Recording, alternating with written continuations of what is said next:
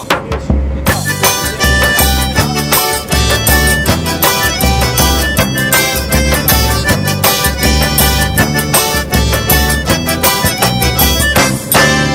tudo que se deve guardar, guarde o seu coração.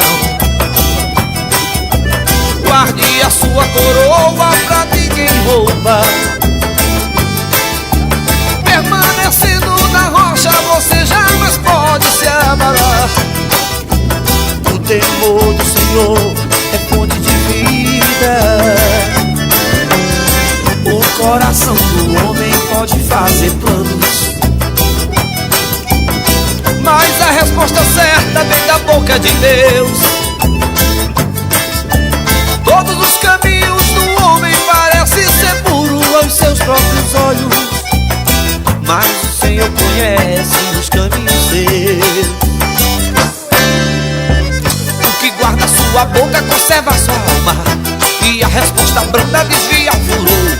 Então pra que se atormentar? Esse choque santo foi feito pra te ensinar. E quem der ouvido pode segurar a vida. É só a Deus glorificar.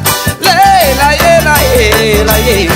O que guarda sua boca conserva sua alma, e a resposta branda desvia o furor. Então pra que se atormentar? Esse choque santo foi feito pra te ensinar.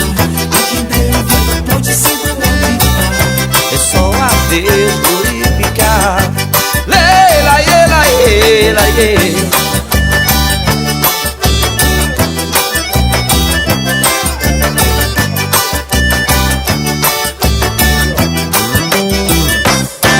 Sobre tudo que se deve guardar, guarde o seu coração. Guarde a sua coroa pra ninguém roubar. Permanecendo na rocha, você jamais pode se abalar.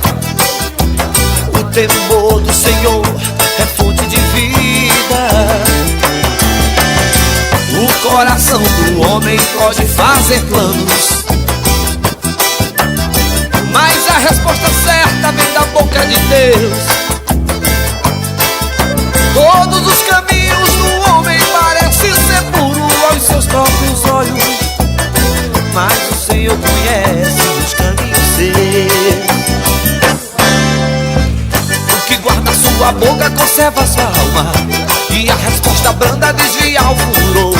Então pra que se atormentar? Esse choque santo foi feito pra te ensinar. E quem der ouvido pode segurar a vida. É só a Deus glorificar.